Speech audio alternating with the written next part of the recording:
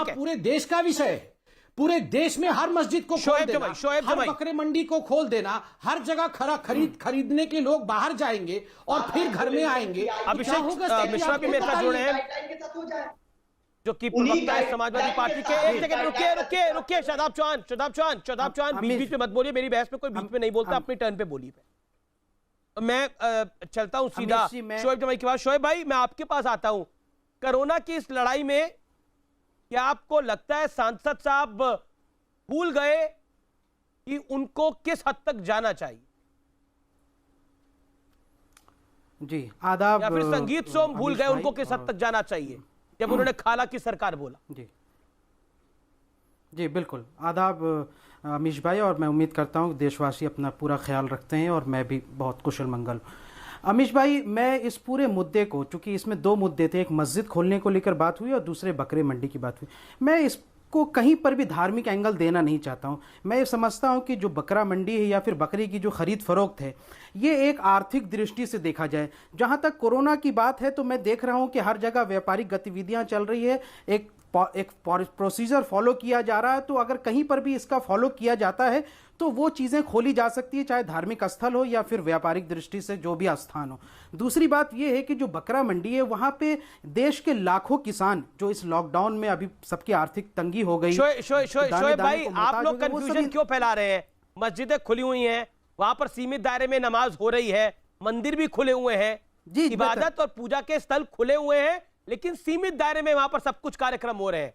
अब बिल्कुल श्रावण मास की शिवरात्रि थी तो वहां पर हजारों की संख्या में लोग जाना जाते होंगे, लेकिन नहीं जा सकते अपनी जान बचाने के लिए ना। मुझे उससे एतराज, बकरे की कुर्बानी तो बाद में भी हो सकती है, अपनी जान की कुर्बानी थोड़ी कोई देगा। मैं 2 पॉइंट सिर्फ रखना चाहता हूं। देखिए, जो बकरा मंडी की जो बात है वो आर्थिक पहलू है, और देश के जो किसान हैं वो बड़ी तादाद में बकरा और ये सारी चीज़ें पालते हैं ताकि बकरीद में बेच करके वो अपना घर चला सके। अगर आप चाहते हैं कि किसानों के पेट पे लात मार दिया जाए तो मुझे कोई आश्चर्य नहीं होगा, क्योंकि भारतीय जनता पार्टी हमेशा से किसान विरोधी रही है, ये तो आप जानते हैं। सेकंड पॉइंट मैं कंप्लीट कर लूं अमीश भाई, जो संगीत सोम साहब जो कह रहे हैं, बहुत सारी बातें उन्होंने कही, लेकिन मेरे पास एक डॉक्यूमेंट हाथ लगा है, 2005 की ऑफिशियल डॉक्यूमेंट है भारत सरकार में। उससे कहा जाता है कि अल-दुआ एक कंपनी है जो बीफ की, हलाल मीट की जो है एक्सपोर्टिंग कंपनी है, जिसमें संगीत सोम एक डायरेक्टर है, दूसरे डायरेक्टर हैं मोइन कुरैशी और तीसरे हैं योगेश रावत।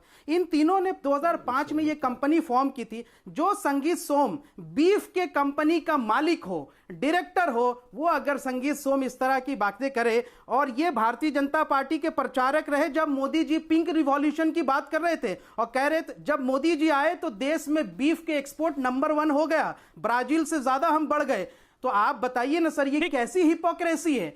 जो बीफ का एक्सपोर्ट के कंपनी के मालिक हो, संबित पात्रा, आप लोग हिपोक्रेट हैं, आप पर यह आरोप है। जवाब देना चाहिए। ठीक है शोएब भाई, जहां तक आपने किसानों की बात करी, कश्मीरियों के लिए जो अमरनाथ यात्रा होती है उनकी आमदनी का सबसे बड़ा जरिया होता है, वो यात्रा भी इस बार नहीं हो रही है कोरोना की वजह से। आपकी जानकारी के लिए, क्योंकि आप इसमें किसान का एंगल, इकोनॉमिक्स का एंगल ले आए, मतलब आपने इसको पूरी तरह से जलेबी की तरह घुमाया। लेकिन संबित पात्रा, आप 30 सेकंड में बात का जवाब दीजिए। मेरे साथ अभिषेक मिश्रा जुड़ गए हैं, वरिष्ठ नेता है, सपा के प्रवक्ता हैं। देखिए, मैं चूंकि राजनीतिक व्यक्ति हूं, इसलिए धर्म के एंगल से बात नहीं करता, मैं तो व्यापारिक एंगल से बात कर रहा था, जो सबके लिए। शहीन बाग में आप धर्म के एंगल से बात कर रहे थे, आज आप राजनीतिक व्यक्ति हो गए हैं। नहीं सर, चलिए कोई बात नहीं, हम तो वहां पे लोकतंत्र तो संविधान की बात कर रहे थे। बिल्कुल जी, चलिए अब मैं जवाब देता हूं।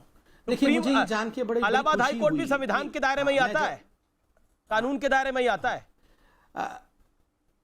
मैं जवाब दे देता हूं। देखिए, पहली बात, मुझे जान के बड़ा ये प्रसन्नता हो रहा है कि जो शोएब भाई हैं वो धार्मिक एंगल से बात नहीं करेंगे, व्यापारिक एंगल से बात करेंगे।